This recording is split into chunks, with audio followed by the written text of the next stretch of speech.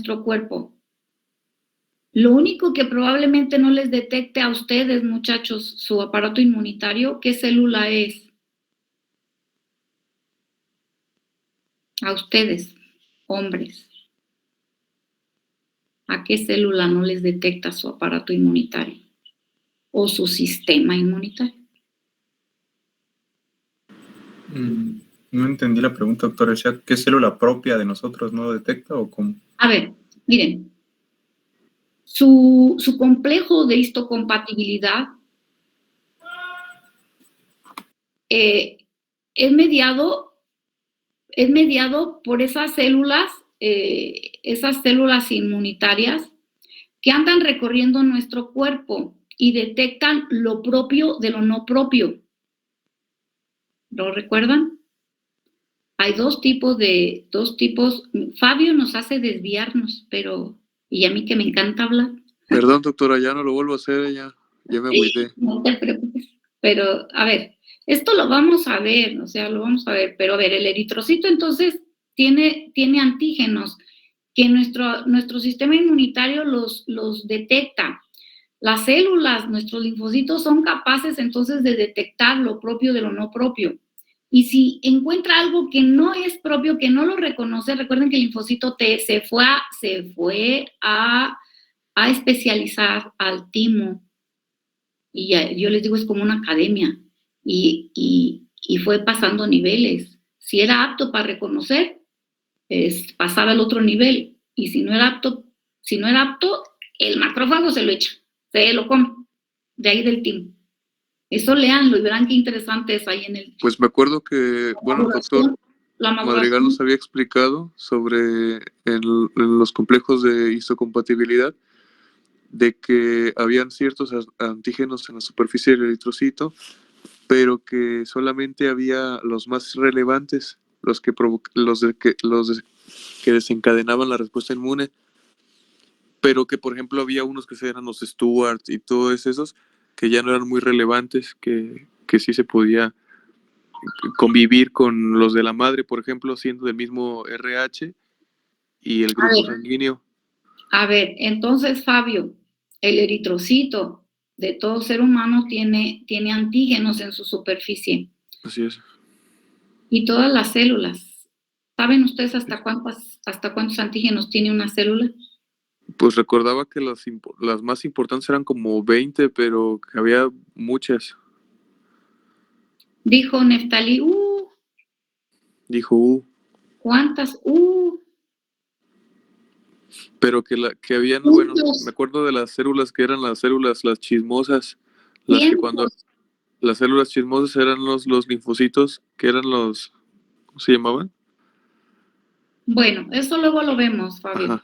Pero aquí lo que te quiero decir es que, y les quiero decir a todos, es que el eritrocito, igual que todas las células de nuestro organismo, tiene cientos de antígenos, cientos. Son moléculas de superficie. Que el linfocito cuando anda navegando por el organismo reconoce a cada célula. Yo les decía, solo quizás hay una que no la reconozcan ustedes. Y más bien, quizás eso no lo quito, no la reconoce. Y lo va a matar si la ve. ¿A cuál?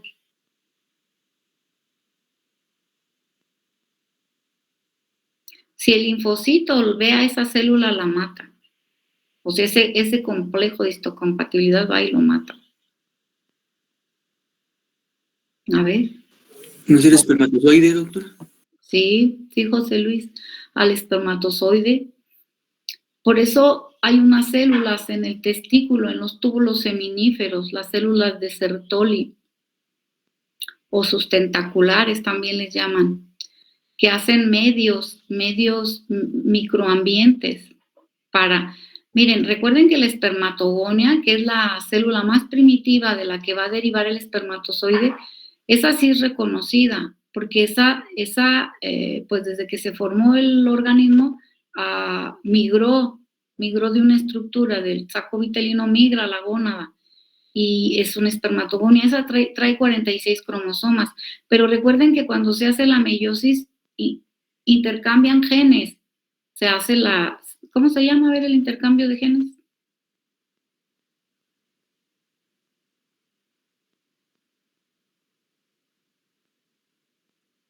Anfimixis,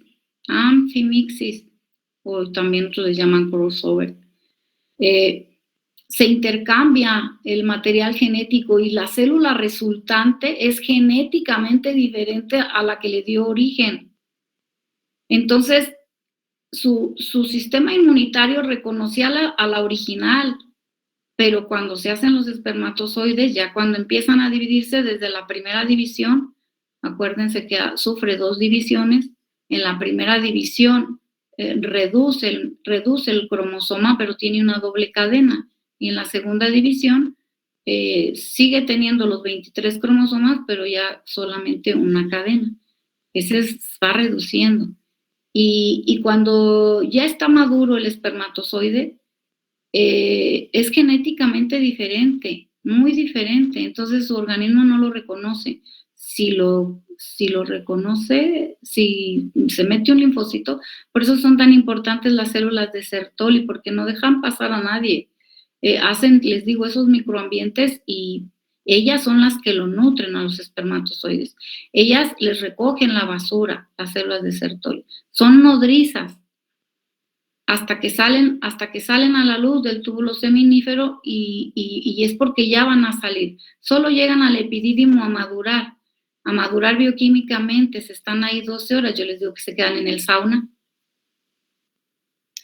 Se llenan ahí en el sauna y luego ya 12 días se quedan ahí y después de 12 días salen del epidídimo, que es cuando ya van a salir a fecundar, esa es su función, fecundar y formar un nuevo ser.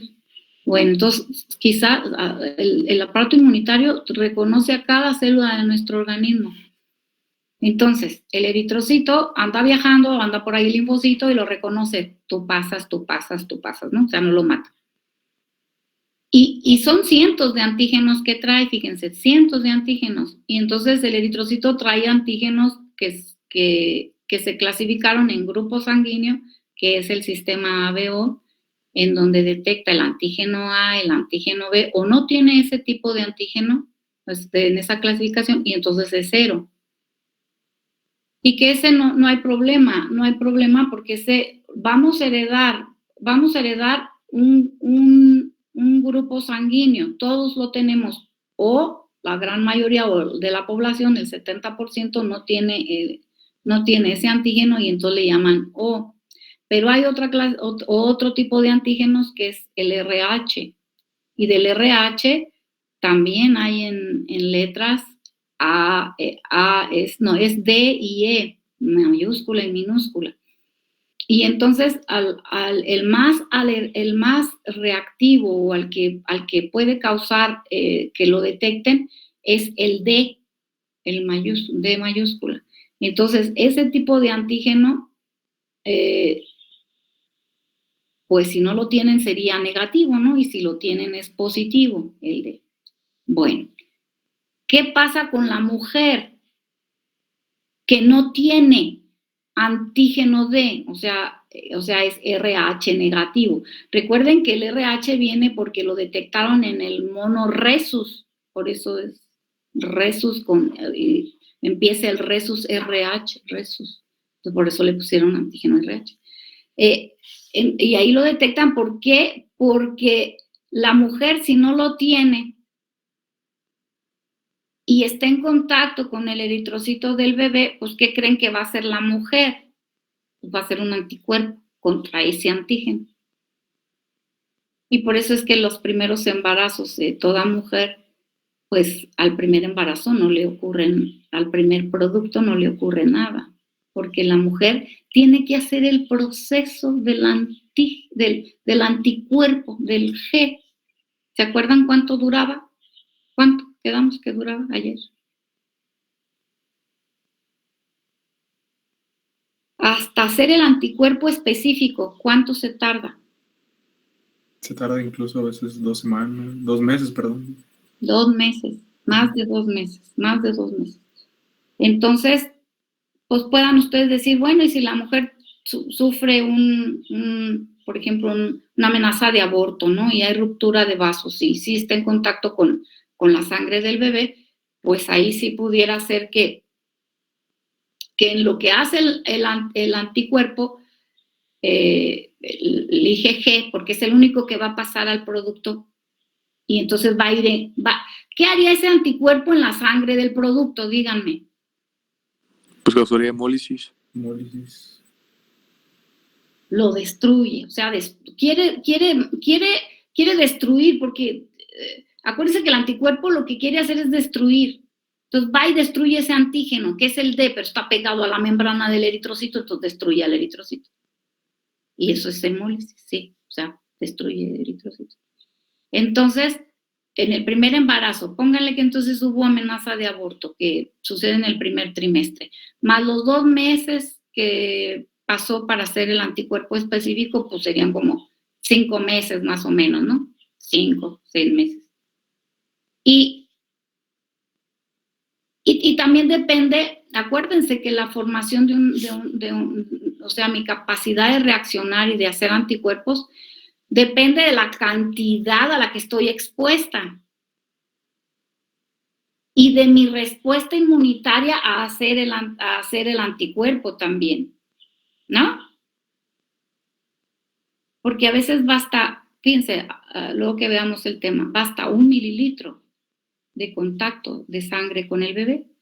Eso puede bastar para que se haga el anticuerpo, con 1 mililitro de sangre del feto, porque él trae pues el antígeno, entonces la madre reacciona haciendo el anticuerpo, y el único anticuerpo que pasa que permite la placenta es el IgG. Entonces sí va a pasar un IgG, mientras esté haciendo la inmunidad, que es la M, no va a pasar porque tiene un alto peso molecular. Ahí sí quedó claro, Pablo. Bueno. Sí, entonces, sí, doctora. Más que nada era eso, pues, y aunado era lo sobre la prueba de Coombs directo e indirecto. Era en relación al tema de los anticuerpos. Por el IgG y eso. Eso ya luego lo vemos, que ya no nos desviamos. Ahorita estamos con crecimiento y desarrollo, y de lo normal, para que ustedes sepan diferenciar lo normal de la patología de lo anormal. Ok.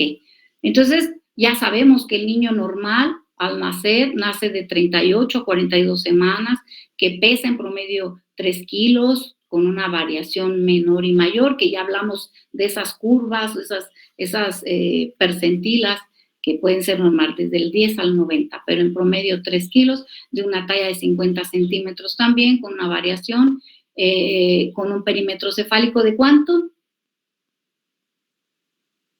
Para que no se les olvide, ¿de cuánto el perímetro cefálico?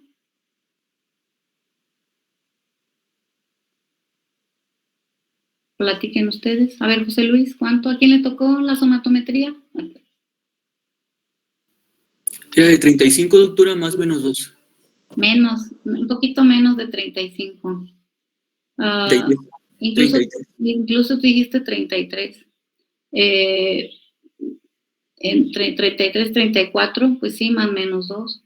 ¿Cuánto de torácico? ¿Qué tiene más perímetro, la cabeza o el tórax? El tórax. En ese momento es de la misma proporción, ¿no? Pero ya conforme va creciendo el feto, se invierte la proporción del tórax con el cráneo. Y no, aquí quiero que les quede claro, ¿qué es lo más grande que tiene un niño cuando nace? El cráneo, pues de hecho dijimos que representaba 1/3 de todo su... La cabeza, y la cabeza va a seguir siendo grande hasta los 2 años, que es cuando ya se cerró, cuando se cierran las... Fíjense, los niños cuando empiezan a caminar se ven cabezones. Incluso hay una teoría, no sé si sea cierto por física, no sé si sea cierto, pero dicen que es tanto el peso de la cabeza cuando empiezan a caminar que los tumba hacia atrás. ¿Será? No debe haber. ¿Será? ¿O será porque no tienen equilibrio y tienen que seguir madurando el movimiento? Pero en algún momento había esa teoría de que es tanto el peso que de la cabeza, porque es más grande, que se pueden caer, les gana el peso. Y por eso es tan importante que sepamos pues cómo va creciendo. Entonces, Perímetro torácico es un poco menor, 30, y casi igual que el cefálico, 32, 33. El abdominal son los que están iguales al nacer, pero a medida que el niño traga aire y come, entonces el abdominal puede aumentar 1 o 2 centímetros. Entonces, más o menos igual también, 32, 33. A lo mejor ustedes encuentran variaciones dependiendo de la referencia, pero es más o menos eso. ¿Cuánto de pie? 7 centímetros. 7 centímetros. ¿Cuánto de frecuencia cardíaca? De 140 a 160. ¿Cuánto de respiratoria? De 40 a 60. ¿Cuánto de TA? 80 sobre 60. No, un poquito menos. 60, 60, 40. 60, 40. Y yo les dije que exacto, pues se irían a los percentiles para ver según sea niño o niña, días que tenga de vida y ya se van a los percentiles. Bueno, ¿cómo respira ese niño? O sea, ¿cómo respira? No quiero que me expliquen el mecanismo de la respiración, sino es nasal o preferente. Si está, fíjense, un moco entonces, un moco puede matar a un recién nacido. Claro. Sí. Pues sí. Le llaman el moco asesino. Pues porque su respiración es nasal. Entonces, de entrada, fíjense, si ustedes saben que él respira solo por la nariz, que no sabe respirar por la boca y tiene un moco, pues lo primero que hay que hacer es quitarle el moco y ya respira bien el bebé. Pero es tan importante mantener la vía aérea permeable. Nunca nasogástrica quedamos, siempre orogástrica. ¿Cómo es su oído? ¿Su trompa de Eustaquio cómo es? Muy corta y delgada. Y sí, Daniel, y delgada. ¿Cuánto tiene de hemoglobina los primeros días o el primer día al nacer? 19 gramos sobre decilitro. Sobre decilitro. ¿Y cuánto tiene de leucos? Tiene de 4.000 a 7.500. ¿Cuánto es su vida media del eritrocito?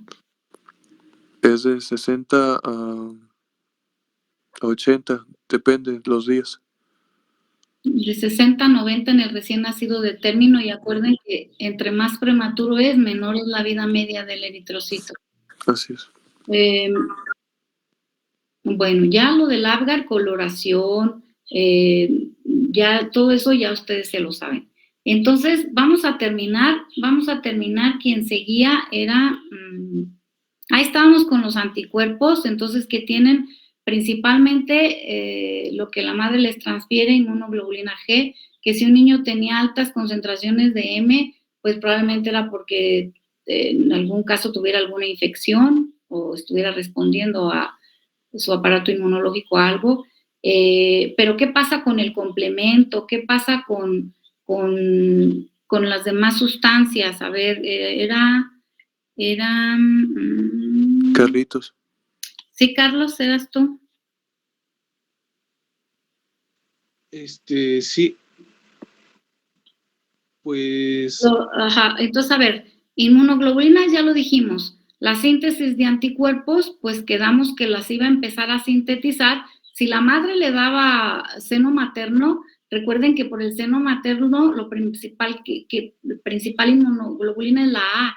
Entonces, esta inmunoglobulina A que va por la leche estimula también el epitelio, la mucosa del producto, y empieza él también a sintetizar inmunoglobulina A.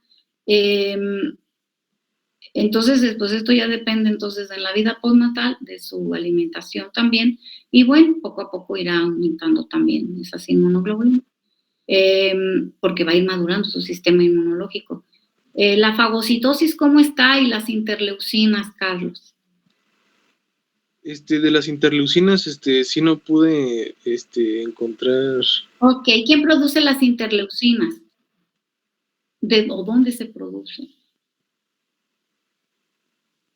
¿Se acuerdan quién las produce? ¿Dónde se producen? son de diferentes fuentes, algunos los producen los macrófagos. Uno las produce los macrófagos, exacto, otras. Los linfocitos T también. Ajá, todas las células inmunitarias producen las interleucinas, algunas, pero otras ¿dónde se producen? En el endotelio, ¿no? Entonces, pues como están madurando, muchachos, sus interleucinas, entonces, obviamente las que puedan proteger no están todavía en forma madura. Todas sus células, recuerden que están desarrollándose. Entonces, no hay, para los macrófagos, por ejemplo, la capacidad de fagocitar no es la misma, o sea, irán aprendiendo esos fagocitos, irán aprendiendo, irán produciendo a medida que el niño crece más y más interleucinas, irán madurando su función. Y recuerden que este es un proceso y va a ser hasta en años, no es rápido. Entonces, por eso el niño es más susceptible, porque incluso el complemento es menor, el sistema de complemento es menor, no hay esas reacciones, pues, de los caminos que toma el complemento para estimularse, etcétera. Poco a poco lo va a ir madurando. Adelante. ¿Quién? Continúo con... Sí, Carlos Eduardo. Ok, pues de la fagocitosis decía que, pues, los fagocitos iban a estar, solamente iba a tener el 25% de lo que tiene el adulto, y pues su función, como dijo, pues, pues se iban a observar defectos en ella, que iba a presentar disminución en la capacidad de migración, en el número de las glicoproteínas de adhesión de superficie, también iba a tener rigidez celular, y a haber una disminución en la contractibilidad de los microfilamentos, y que iba a tener una menor actividad microvicida. Así es. Se fijan, miren, ustedes imagínense al niño que apenas va caminando y que quiere agarrar un lápiz, pero lo agarra con toda la mano, ¿no? Sí, no lo agarra con lápiz. Pues igual el macrófago quiere agarrar algo y le cuesta trabajo englobarlo, todavía no está rígido. Poco a poco va a ir teniendo la movilidad, se va a ir capacitando. Entonces, por eso al niño es tan susceptible de infecciones de todo tipo. Bueno, entre otras cosas, porque los pHs, el pH del estómago, todo está diferente, obviamente disminuido, o sea, un pH neutro de la piel. Recuerden que el pH de la piel es ácido, entonces esa acidez nos protege contra ciertos patógenos, y él lo tiene neutro, entonces es más fácil que una bacteria llegue y pueda infectar. Bueno, entonces, entre otras cosas, porque no solo en esto de la fagocitosis y del complemento y de las interleucinas, sino también en esa inmunidad innata que tenemos. La lágrima, pues no existe la lágrima, no existe la saliva.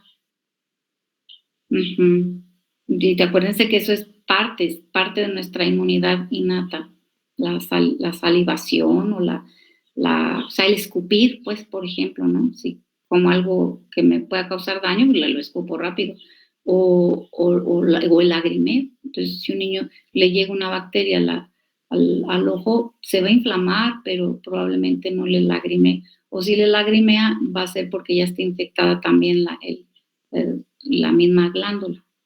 Bueno, entonces, esto es lo de inmunoglobulina, síntesis de anticuerpos. Ahora sigue salud. ¿Quiénes regulan las hormonas ya después de que el niño nace? Porque cuando está en útero, ¿cuál es la principal hormona? Principalmente de crecimiento fetal es la insulina, y el factor de crecimiento similar a la insulina. No se les olvide, es la insulina la que permite el crecimiento. Y entonces, después de nacer, ¿quiénes son las hormonas que le regulan su crecimiento? ya es la propia hormona del crecimiento y también los factores de crecimiento similar a la insulina 1 y 2, principalmente. Pero también hay otra, acuérdate, la de la hormona tiroidea, no se te olvide. Sí, también se menciona hormona tiroidea. Y bueno, ya cuando en los periodos de pubertad se mencionaban los esteroides sexuales. Entonces, depende de la etapa, pero ya la insulina ya no forma parte de ese crecimiento. Muy bien, esto es de quién regula, qué hormona regula el crecimiento postnatal. Y en su desarrollo cognitivo, Dulce María, a ver, háblanos, ¿qué ya hemos hablado? Repítelo rápido, haz un resumen de lo que el niño, conocimiento, o sea, ¿qué conoce el niño? O si tiene conocimiento o no tiene conocimiento. A ver, platícanos lo que leíste. Sí, bueno, mencionaba que esta se le conocía como la etapa sin objeto, porque aquí decía que el recién nacido no distingue lo que proviene del ambiente, ni tampoco lo que se origina de propio de él. Entonces decía que la atención del bebé pues no va a ser atraída por el entorno, o sea, no existe como tal una representación en su mente. Y también otros autores mencionaban que el primer mes de vida se le conocía como la etapa autista, porque el niño no va a ofrecer ninguna emoción, ninguna respuesta emocional a la madre o a un objeto. Entonces, por lo mismo de que no hay una representación de sí mismo. Y los estímulos que eran como del hambre, frío, calor y así, no pueden ser diferenciados unos de otros. Entonces, como tal, el bebé aquí pues tiene una relación con la madre para poder comunicarse y alimentarse más que nada, porque se va a desarrollar lo que es su percepción diacrítica, que decía que era mediada por los centros corticales, y estos pues se van a encargar de ubicar más que nada los estímulos que tiene el bebé. Entonces, pues ya poco a poco el niño como que va a ir desarrollando lo que usted ya había mencionado anteriormente, lo de las huellas némicas, que pues es lo de la memoria, y ya conforme el niño obtenga estímulos, pues se va a transformar como sus experiencias, ya sea positivas o negativas, y ya lo va a como tal estructurar en su mente. Muy bien. También mencionaba un ejemplo que decía que por ejemplo, a los días de nacido,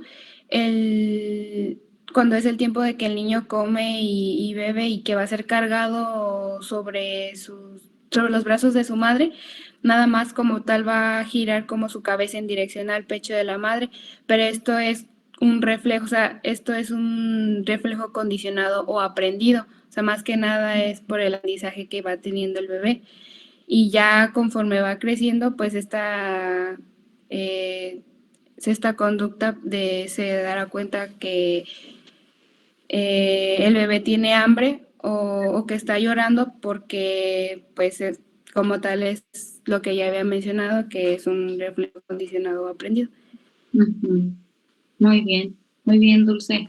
Si alguien tiene dudas o quiere comentar algo, adelante. Y si no, aquí está tu palomita, Dulce. Ahora sigue María Luisa ahora sí con lo afectivo, ¿verdad? Es lo que te tocó. Desarrollo afectivo. Sí, bueno,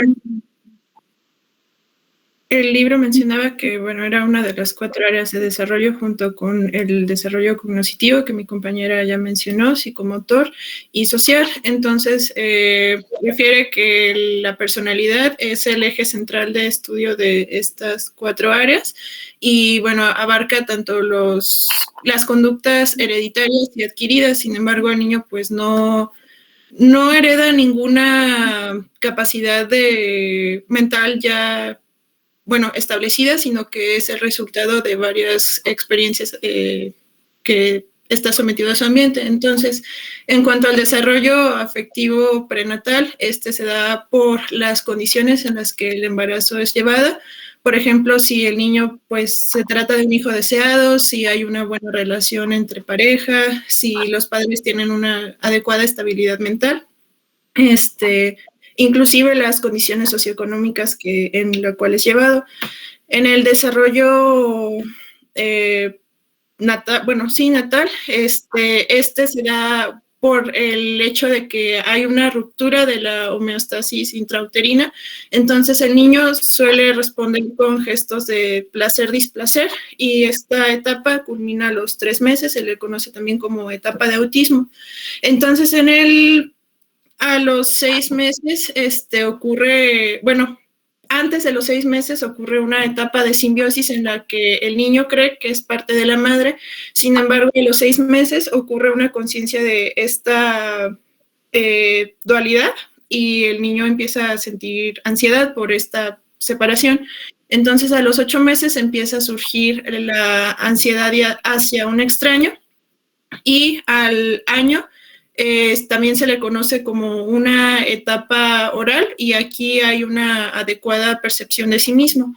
Entonces, a los 3 años, de igual manera, ocurre la etapa de control de esfínteres, y esta mencionaba que su desarrollo era importante que se llevara de manera adecuada, porque si no, podía haber una condición de neurosis a futuro. Y bien, hay 3 etapas de separación. La primera ocurre a los 8 meses, la segunda de los 12 a los 18 meses, que es como una oposición a la separación, y de los 12 a los 24 meses ya hay como una aceptación hacia esta separación. Entonces, ya hablando del desarrollo de los escolares, aquí ocurre que el complejo de Edipo y Electra respectivamente, en la cual el infante va a tener como una visión romántica hacia su progenitor de sexo opuesto, pero también va a ocurrir como una especie de ideal en la cual el niño, pues, a futuro va a tener como una tendencia de qué va a querer, por así decirlo, en cuanto a su ideal de pareja. Y ya en la etapa, esta es la etapa preescolar, perdón. En la etapa escolar, lo que ocurre es que el niño va a tener un deseo de aceptación, tanto por sus iguales, y también el maestro, pues, va a ejercer un papel fundamental, porque de aquí implica a que el niño, pues, responda bien a la adecuada socialización. Esta es la etapa más importante para tener una adecuada respuesta a la sociedad ya futuro. Y en esta etapa también va a verse más identificado con su progenitor del mismo sexo. Y ya en la adolescencia, pues, va a ocurrir la masturbación, los procesos de enamoramiento. Aquí va a surgir lo que se conoce como un pensamiento abstracto, y su rasgo como más característico es que va a tener un conjunto de valores propios que él se va a ir creando por sí mismo, y el afecto que estaba en el núcleo familiar va a ser desplazado hacia los amigos o hacia conocidos. Ok, María Luisa.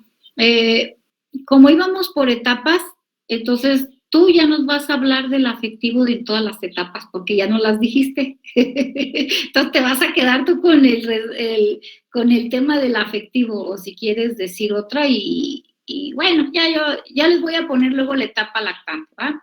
Pero entonces, a ver, nada más resumiendo, en la etapa de recién nacido, ¿qué pasa entonces en eso? Es un niño que está en etapa autista, ¿verdad? ¿Tiene afectos? No sabemos si quiere a su mamá, si tiene predilección pues no sabemos primero, porque lo que sabemos es que ni siquiera ve los objetos, ¿no? No tiene una representación de los objetos, ¿verdad? Ni el nombre sabe, porque no tiene memoria. Poco a poco se irá desarrollando esa huella. Entonces, en lo afectivo él no siente en ese momento solo placer o displacer, ¿no? y ya. ¿Quieres agregar algo en la etapa de recién nacido sobre lo afectivo? Creo que no, más bien en la de preescolar era bueno, también mi compañera lo había mencionado, de las huellas némicas, pero lo de los preconceptos, que el niño no tiene como una capacidad de pensamiento unificada, sino que está como dispersa, por así decirlo, y esto pues también tiene que ver con los afectos, porque no es como que los pueda procesar adecuadamente. En específico el recién nacido, ahorita nada más, sin mencionar al lactante o preescolar. Ahorita en el recién nacido, para que todos entendamos qué sucede pues con el recién nacido. Ya entonces ya vimos su crecimiento, ya vimos su desarrollo. Él nada más come y duerme. Y ahora nos faltaba Frida Sofía y Jorge Eduardo. A ver, Frida Sofía, complementa esto con el desarrollo psicosocial. ¿Qué pasa en la sociedad con un recién nacido? Sí, doctora. Bueno, pues el Martínez nos decía que el desarrollo psicosocial iba a abarcar tanto el impacto que el ámbito social va a ofrecerle al neonato, como lo que en él va a repercutir dicho estímulo para iniciar en un futuro lo que van a ser sus formas de interrelación social. También nos decía que el recién nacido, con su presencia, es capaz de desencadenar en las personas con las que se encuentra rodeado acciones de atención, de ternura, protección, alimentación e incluso cuidado en general, y que todo esto iba a ser la suma de los valores de crianza. Pero pues también... Frida, ¿sabes tú que nos causa ternura algo pequeño y algo con ojo grande? Entonces el bebé es pequeño, pero recuerden que su cabeza es grande, entonces visualmente se ven ojos grandes, y eso a lo adulto le causa ternura. Y si ustedes se fijan al de la película del gato con botas, o bueno, de Shrek, en donde sale el gato, y que cuando quiere algo, ¿cómo pone la cara? Y pone unos ojotes, y que eso da ternura, y todos dicen, ¡ah! ¿No? Bueno, y cuando ven un bebé también nos causa ternura, pero se ha estudiado qué nos impacta al verlos, y es esa... primero lo pequeño, porque dan ganas de proteger. Entonces, todo lo pequeño, incluso si ustedes se fijan, un ratón puede ser, ¡ay, qué asqueroso! Pero vean un ratoncito y están bien bonitos los ratoncitos. O un burro, los burros son feos, grandes, pero vean un burrito y está bien bonito. Entonces, nos cambia incluso el tono de voz, lo queremos hacer más dulce para no lastimar el oído de un pequeño. Eso es lo que nos causa en la sociedad, pues, cómo vemos a un recién nacido. Y ibas a hablar todavía más, Frida Sofía. Sí, ya solo algo rápido. También mencionaba que el bebé por el momento pues no le era posible intervenir activamente en el proceso de interacción social, debido a que, como ya lo mencionamos, tiene una falta de estructura mental cognitiva, pero sí precisa a partir de lo que el entorno le ofrece, como ya lo había dicho, para que a manera de estímulos pequeños pueda proceder en un futuro tener un desarrollo psicosocial. Muy bien. Y nos falta, déjenme ver Jorge Eduardo, factores de riesgo. ¿Qué factores entonces pueden ocasionar enfermedad en un recién nacido? Ya hablamos, por ejemplo, de que son fácil presa de infecciones por la inmunidad que ya dijimos. ¿Qué más? Sí, doctora. De los factores que se involucran en el crecimiento y desarrollo, Martínez hablaba de varios, entre ellos los factores neuroendocrinos, los ambientales, los psicológicos, los culturales, pero sobre todo hacía énfasis en los socioeconómicos. Y el Martínez hablaba de una frase que dice que el arranque parejo en la vida no existe cuando se habla de crecimiento y desarrollo. Eso en las diferentes sociedades, porque los factores socioeconómicos son los que mayormente influyen en esto. Entonces, países con menor tasa de desarrollo, con menor, también lo maneja así, menor Producto Interno Bruto, van a ser deficientes para el crecimiento y desarrollo de los niños. Entonces, también hablaba de que se hizo una declaración, la declaración de Alma Ata, en donde se hablaba de crecimiento y desarrollo igualitario para todos, pero que no se ha podido llevar a cabo. Para que vean qué tan importante es el crecimiento económico, el desarrollo de una nación. Entre más tecnología hay mayor posibilidad de acceso a la salud, al conocimiento, etcétera. Y entonces, como dijo, y esta frase que tú dijiste, Jorge Eduardo, no es igual, ¿no? La velocidad, todo el avance, pues no es lo mismo. Sí hay rezagos en los países que están cultural y social y política y económicamente más atrás. No va a ser igual eso lo platicamos en un inicio, ¿verdad?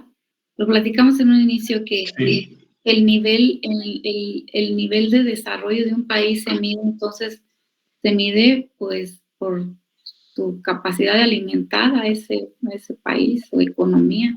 Si hay alimento, pues va a salir adelante. Y vean ustedes países, por ejemplo, Finlandia, Noruega, en donde si una madre no tiene trabajo y tiene un bebé chiquito, le van y le llevan la leche y le van y le llevan y están viendo que esté en buenas condiciones. Y si la madre es un factor de riesgo, ¿qué hacen esos países? Díganme, ¿qué hacen? Si la madre, por ejemplo, es adicta a la droga y tiene un bebé pequeño, ¿qué hacen esos países? El gobierno lo toma y el gobierno lo educa y el gobierno lo nutre. Se lo quita la mamá, se lo quita. Pues se supone que también en nuestro país, pero todavía no está como bien estructurado, no hay una buena red de organización, Sí se supone, ¿no?, que el DIF puede quitar, si una madre no es apta o una familia no es apta, sí, el DIF le quita, el Estado quita a ese niño, porque pues recuerden que ese será el futuro de un país. Entonces habrá que alimentarlo, sostenerlo, darle amor. Muy bien, pues aquí termina la etapa de recién nacido de crecimiento y desarrollo. Ya sabemos entonces qué pasa con ese recién nacido, que es hasta los 28 días. Después de ahí sigue la etapa lactante. Vamos a ver que va a ser una aceleración de crecimiento. Lo más rápido en la vida aquí sucede, y en la adolescencia. Entonces, aquí en la etapa lactante, ya son los 52, ya los dejo. Les voy a poner el tema que les toca. ¿Quieren seguir así? Otra vez les pregunto, ¿quieren seguir así? ¿Va? Bueno, entonces les va a tocar creo que ya se los puse, ¿verdad? Sí, doctora, ya están. Crecimiento de tipo general. Sí, ya están, otra vez. Bueno, entonces yo creo que nos vamos a ir más rápido, porque todo lo que vimos en el recién nacido, pues lo vamos a ver en el lactante y en el preescolar y en el escolar y en el adolescente. Todo esto, lo cognitivo, lo social, pero van a ver que todo cambia. Aquí en el recién nacido se trata de papachar, proteger. Van a ver al adolescente. No se crean. La sociedad sí hace eso, pero nosotros no, como médicos no. También los vamos a apapachar a los adolescentes. Bueno, entonces nos vemos el lunes. Quedamos que íbamos a hacer puente. Y nos vemos el lunes. Que tengan buen fin de semana. Hasta el lunes, doctora. Gracias. Gracias, doctora. Igualmente. No tomen mucho tequila. Gracias, doctora. Disculpe, doctora. Sí. Es que hace ratito no pude contestar. Ya te puse tu asistencia, que me dijo tu compañera, creo que era Carla. Entonces ya tienes tu asistencia.